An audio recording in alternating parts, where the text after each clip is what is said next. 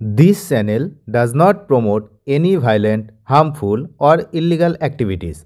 All content provided by this channel is meant for an educational purpose only. এই ভিডিওতে আমরা school service কমিশনের এসএসসির একটি নতুন বিজ্ঞপ্তি সেটা নিয়ে কিন্তু দেখব যে ওবিসি সার্টিফিকেট এবং যে ছবি সিগনেচার এইগুলো আপলোড সম্পর্কে যে সমস্যা সৃষ্টি হয়েছিল সেইগুলোর সমাধান কি দিয়েছে এসএসসি, তার জন্য ওরা একটা নোটিফিকেশান জারি করেছে। সেই নোটিফিকেশানটা আমরা দেখব এই 26 তারিখ 26/8/2025 কি রিলেটেড কি বিষয় পুরোপুরি ওবিসি সার্টিফিকেট এবং ছবি আর সিগনেচার এই বিষয়ে এসএসসি একটি নোটিফিকেশান জারি করেছে। আমরা নোটিফিকেশানটা দেখব। এই নোটিফিকেশানটা হচ্ছে এসএসসি জারি করেছে, এই যে তারিখটা দেখুন 26/8/2025। এর বিষয়বস্তু কি না, এখানে পরিষ্কার বলা হচ্ছে যে এই নোটিশে স্কুল শিক্ষক পদে যারা আবেদন করেছেন তাদের জন্য বিশেষ করে কয়েকটি প্রশ্ন রাখা হয়েছে এবং তার উত্তর, মানে নিজেরা যে সমস্ত প্রশ্নগুলো তাদের মনে উঠতে পারে সেই প্রশ্ন এবং তার উত্তর অর্থাৎ তার সমাধান কিভাবে হবে। কারণ প্রচুর প্রশ্ন ইতিমধ্যে আসছে এই যে ফর্ম ফিল আপকে কেন্দ্র করে, তো সেই জন্য এটা। তো এর মেন দুটো বিষয় এখানে আমি দেখাবো। একটা হচ্ছে 1 নম্বরে রয়েছে মাই ওবিসি স্ট্যাটাস হ্যাজ চেঞ্জড। যাদের ওবিসি স্ট্যাটাস চেঞ্জ হয়েছে কোন দিনের নোটিফিকেশান অনুসারে না 10/6/2025, তারা কি করবে। আর ওল্ড ওবিসি স্ট্যাটাস আর নিউ ওবিসি স্ট্যাটাস কোনটা দেবে, এটা সবচেয়ে গুরুত্বপূর্ণ প্রশ্ন।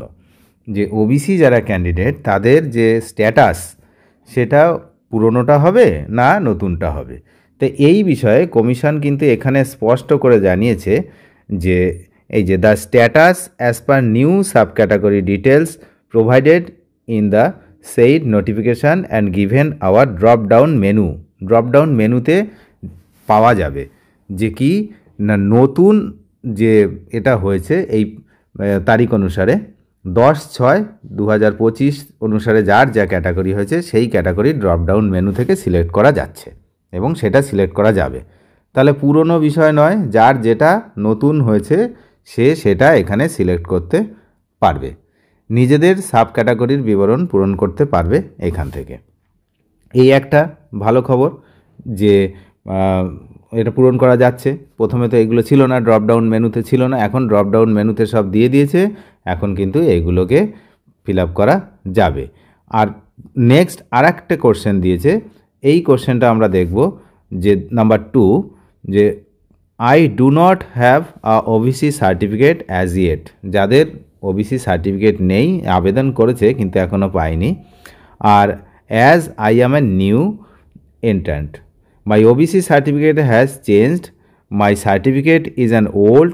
এই সমস্ত কেস যারা রয়েছে, new certificate has not been issued, এই ধরনের ঘটনা যাদের রয়েছে, যে যাদের সার্টিফিকেট নেই, পরিষ্কার যাদের সার্টিফিকেট নেই তারা কি করবে, কিন্তু তারা ওবিসি অন্তর্ভুক্ত হয়েছেন, তারা কি করবে।